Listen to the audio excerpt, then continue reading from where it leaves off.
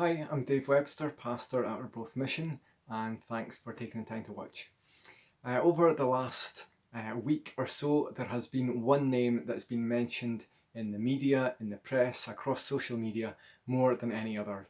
It's not been a celebrity, it's not been a member of the royal family, and it's not even been a politician. It's been a political advisor to the Prime Minister, Dominic Cummings. And I'm sure you'll recognise that name just from it having been talked about so much. And it's all been about whether he did something wrong or whether he didn't do something wrong, whether he should apologise for it, whether he should resign for it. It's all been about that. And it's not my place, it's not my job to kind of comment or pass judgment on that. But what I'm more interested in and just really have an observation on is about people's response to all of this. Some people, on one hand, have been appalled, completely appalled by the apparent behaviour and any lack of an apology. And some people have defended it and said, well, we'd all do the same sort of thing. So you've got different responses there, quite different responses. And for some people, my observation as well is that for some people that their response has been in part perhaps influenced by their political bias one way or another. For other people, their response is perhaps influenced by their own experience, that they've had to adhere to restrictions under lockdown that maybe have brought personal cost, maybe not being able to attend the bedside or the funeral of a loved one. And for others, they've maybe had some other experience that makes them think differently about the situation. Again, so different people, different responses in amongst all of this. But the reason that I'm talking about this is because this sort of conversation, at least the conversation that's been going around in my head, just in the back of all this, not really just related to this, but just that sort of got me thinking about this, is a conversation about consequences and justice and that being seen to be done and the right thing being done, but also at the place of grace and forgiveness and where that fits into the mix of everything that we get so worked up about other people's apparent wrong behaviour and our response to all that. And when people have such strong opinions over the apparent wrongdoing of another person, it really does make me kind of just think about, how do we apply the biblical concept of forgiveness? Where does that fit in? And how do we apply that when we have such strong feelings over something? And so what I'd like to do is, because it's so easy to stick the boot in, it's so easy to point at someone else's wrongdoing, it's so easy to gossip about it, to criticise somebody else, and in some cases perhaps rightly so. But my question is about how and where do we bring into play a Christian perspective of forgiveness into the particular situations that we face. And that's what I'm thinking about. So without particularly commenting on that sort of situation that I've outlined at the start, I commented on there, what I'd like to do, that's just kind of what's kind of got me thinking along this train of thought in the first place. So I'm just trying to explain my thinking a wee bit of where I've got to. What I'd like to do this week is just share with you 7 thoughts on the topic of forgiveness. 7 thoughts from the Bible on the topic of forgiveness, and everything I've just said up to this point is just sort of what's been going round about in my head, and in a sort of roundabout way has got me to this point, just thinking about this biblical concept of forgiveness, how we apply it, what the Bible says on all of this. So maybe you will find this interesting, hopefully helpful in some way. So the first thought about forgiveness, you can count them off if you want to see how long this is going to take, but the first one is that we need to recognise when we have already received forgiveness. We need to recognise when we have already received forgiveness. I was reading a Bible story to our children just earlier this week, I think.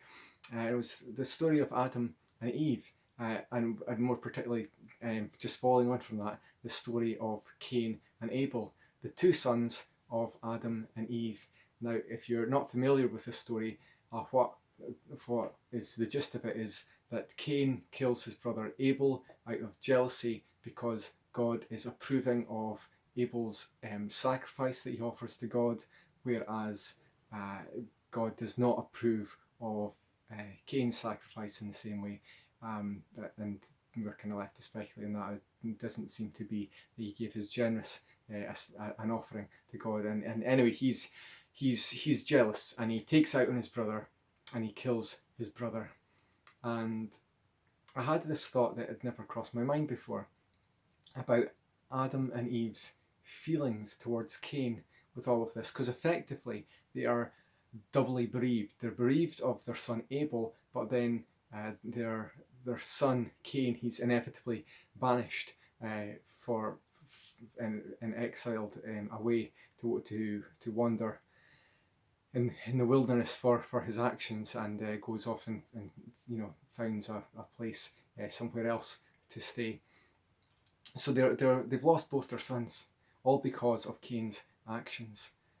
And I was just thinking, I'd read this story to our children, thinking, I wonder how Adam and Eve felt towards Cain. They might have felt really bitter, really angry towards him, that he brought all this about, all this hurt, all this loss that they had experienced. And how could they ever forgive Cain?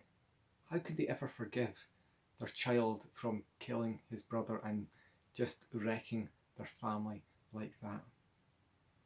Well, I think if Adam and Eve thought about it enough, they would have realised that their own disobedience towards God, excuse me, in the Garden of Eden by taking the forbidden fruit,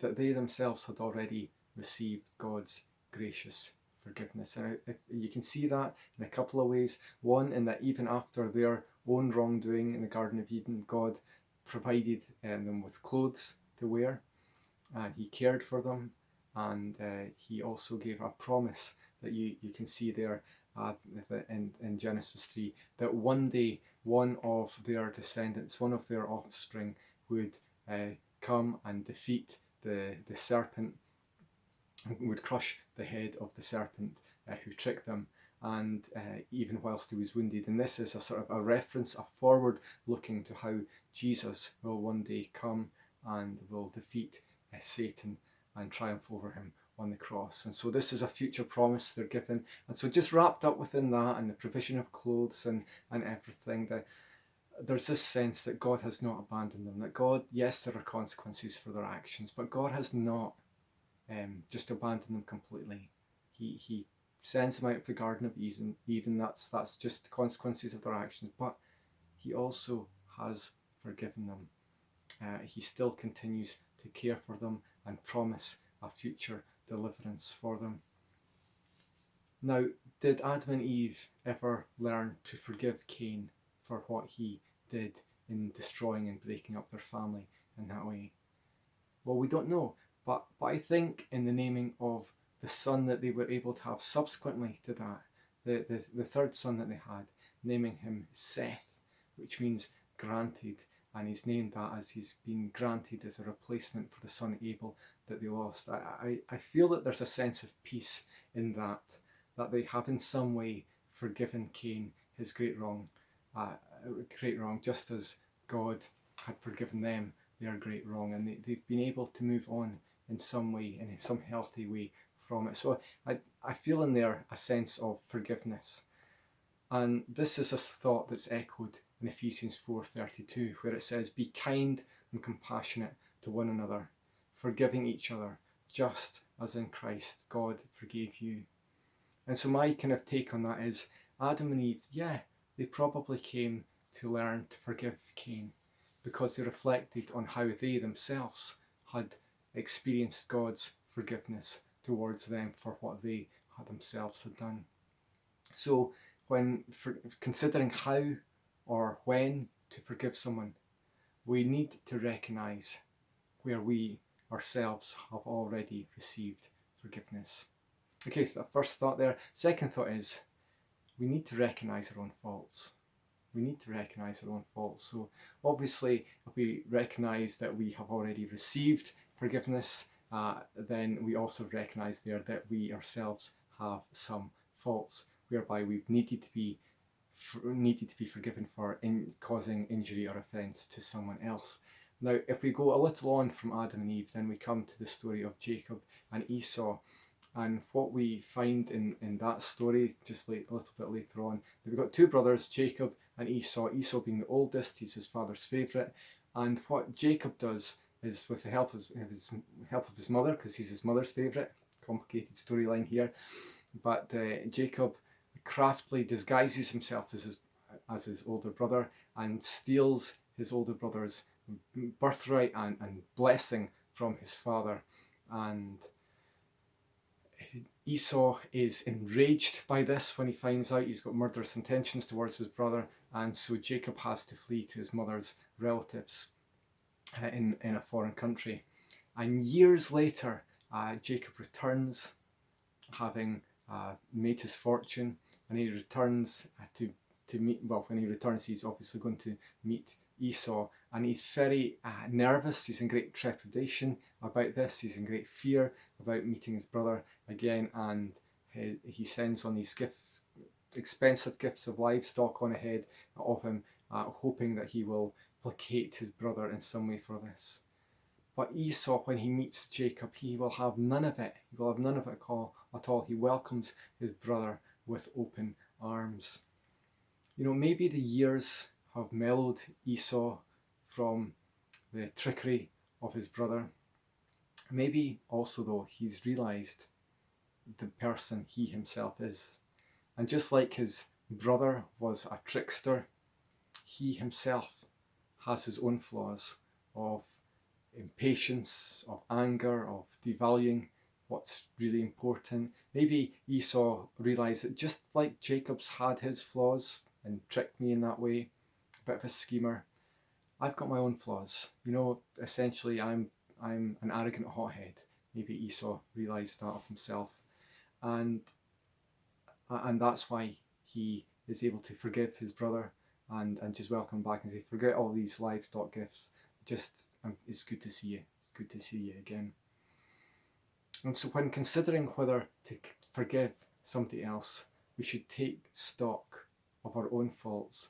As Jesus once said these famous words in John 8:7, he said, let any one of you who is without sin be the first to throw a stone. Okay, so just like Jesus encourages there, hey, look at your own faults.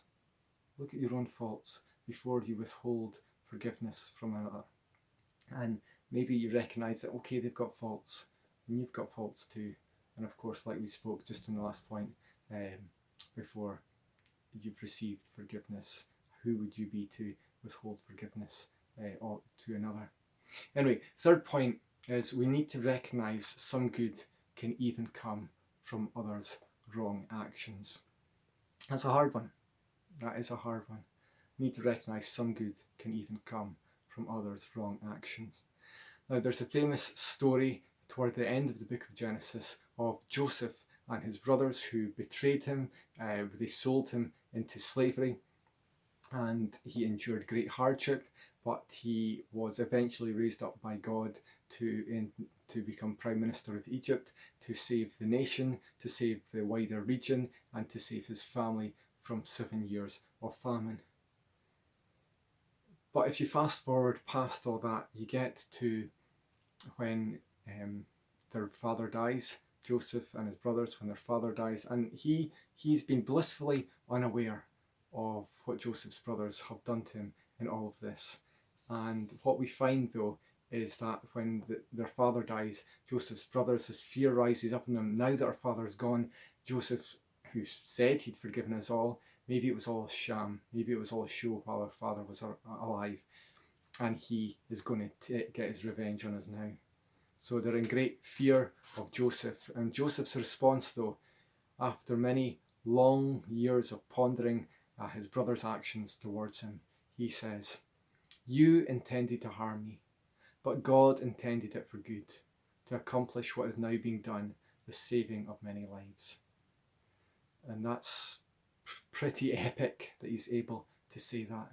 It's a remarkable story of forgiveness for a great wrong that's going on here towards the end of the book of Genesis, the story of Joseph here.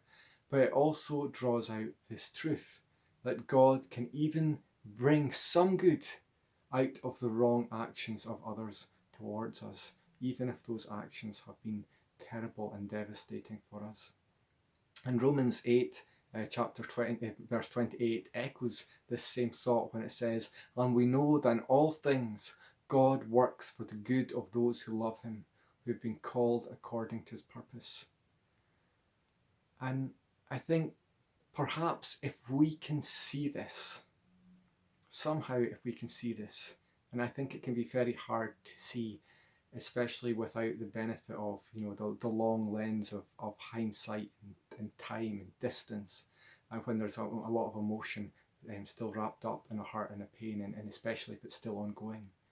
But if we can somehow see that God can bring some good out of the wrong actions of others, not that he causes it, but he can bring good out of it. If we can see that, then somehow then forgiving others might seem like more of a possibility to us rather than an impossibility. So that's the third thought. Fourth thought is we need to recognize that we have an opportunity to love like God. We need to recognize that we have an opportunity to love like God with forgiveness. In the Old Testament book of Hosea, we read about how God instructs Hosea, this man who was a prophet, a messenger of God, and God instructs Hosea to marry an adulterous wife. And the reason for this is so that Hosea can live out by his example God's loving and forgiving attitude and response to the nation of Israel in its unfaithfulness towards God. And so Hosea goes on and he marries a woman called Gomer, and it's thought, we're not given all the details of this story in the book of Hosea, but it's thought that Gomer subsequently left Hosea for someone else, and that she was in some way sort of discarded and left in a situation where she had to sell herself into slavery or to prostitution or something like that. And going on from there, we read in Hosea chapter 3 verse 1, God saying to Hosea, "Go, show your love to your wife again, though she is loved by another and is an adulteress. Love her as the Lord loves the Israelites, though they turn to other gods." And Hosea goes on to buy Gomer out of her situation for the pricey sum of 15 shekels of silver, plus a homer and a lethek of barley. Now, not quite sure, not just me, but scholars aren't quite sure how much barley that measurement is. But it seems that having used up all his financial resources, 15 shekels, that's not enough to redeem Gomer out of her situation that she's got herself into. And he also has to come up with some more, and he doesn't have any money left. So he's got barley. He's got some barley. Now, wheat would be of greater value. Barley would be the poor person's grain, and that's what he's got. And so you've got this image of Hosea. He's been left by his wife going off to someone else, and she's in this situation, and God's calling him to enact and live out God's loving forgiveness towards his people in a personal way. And so he gives all his worldly wealth, and it's not enough. Everything he's got in the bank isn't enough. And so he goes and he empties his store cupboard of barley, and in order to redeem and take Gomer out of that situation and bring her back home. And this gracious act of forgiving love was instructed to Hosea by God, like I said, that it would be an example of God's loving forgiveness towards his people, and the extent to which God's loving grace and forgiveness goes towards his people, even though they've been unfaithful to him and turned away from him. And in the opportunity to forgive that we sometimes have when others wrong us, we need to recognize that we then have an opportunity to love like God by choosing to be forgiving people like God is towards his people. So that's number 4. And number 5, fifth thought is we need to recognize the gift of a second chance. We need to recognize the gift of a second chance. In the Gospels, we read of how Peter, the leader of Jesus' disciples, he betrays his allegiance to Jesus by denying that he knows Jesus, and in order just simply to protect himself when Jesus is arrested. And then we read in John 21 of how Jesus restores Peter to fellowship and his place within the disciples and the ministry that Jesus wants them to carry on. And then throughout the rest of the New Testament, we find multiple examples of how Peter lives this opportunity, this second chance he's been given out to the very max, being fully committed to a life of following Jesus. And we even read through church history of how Peter goes on to be martyred, to be crucified by the Emperor Nero in Rome because of his faith in Jesus. And this is one obvious example that I can think of how forgiveness offers a second chance to do good. And Peter, having been given a second chance by Jesus, being forgiven by Jesus, does much good and has this great opportunity to do that. But if we continue thinking about Peter, he once asked Jesus, previous to this, "Lord, how many times shall I forgive my brothers or my brother or sister who sins against me? Up to 7 times?" That's his question. And Jesus answered, "I tell you, not 7 times, but 77 times." As in, don't begrudge forgiveness. Freely forgive. Keep on forgiving. There shouldn't be a sort of a limit to forgiveness that you withhold it. We're not to begrudge people a second chance.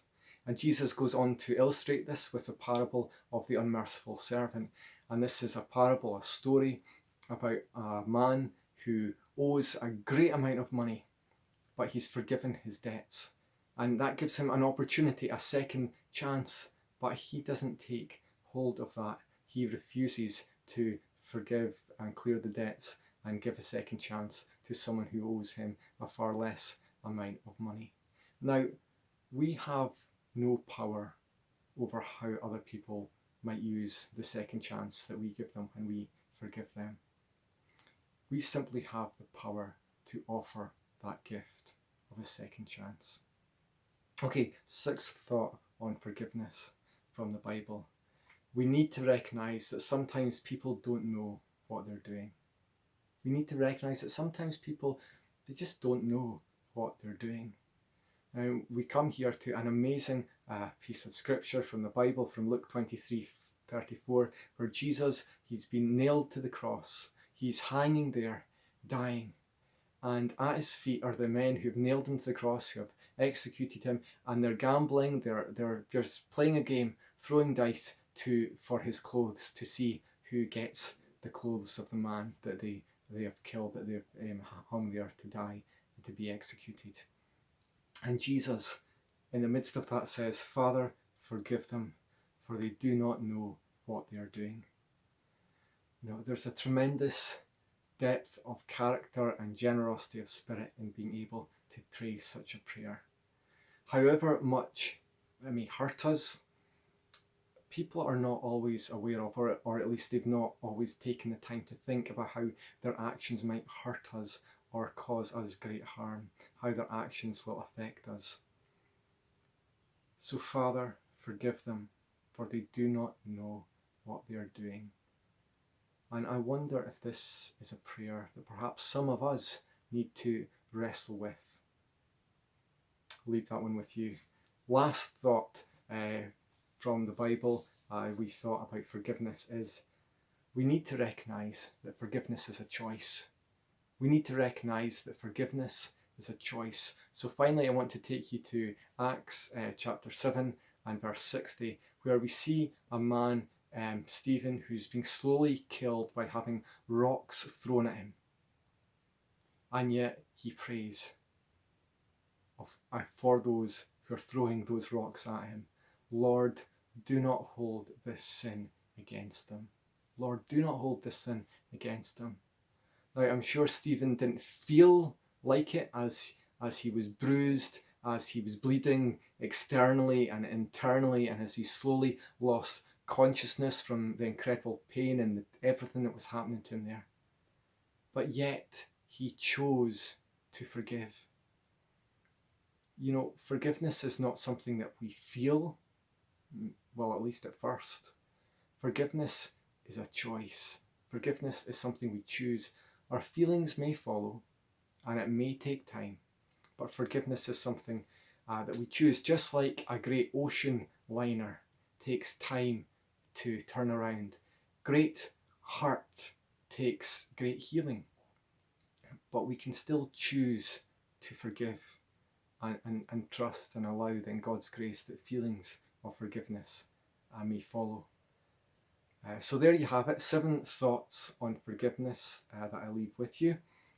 It's not an easy subject, especially if you've experienced great hurt, but thinking about forgiveness, firstly thinking about the forgiveness that we are offered by God, and also thinking about the forgiveness that we can give to others. I think that is a worthwhile thing to do. And so what I'd like to do is simply close by reading the shorter version of the Lord's Prayer, which you find in Luke chapter 11. And it goes like this, and I'll just close with this as a prayer. Father, hallowed be your name. Your kingdom come. Give us each day our daily bread. Forgive us our sins, for we also forgive everyone who sins against us, and lead us not into temptation. Amen. Amen. So thanks for watching. If you want to know more about us as a church, it's arbroathmission.org that you can look up, and catch you next time.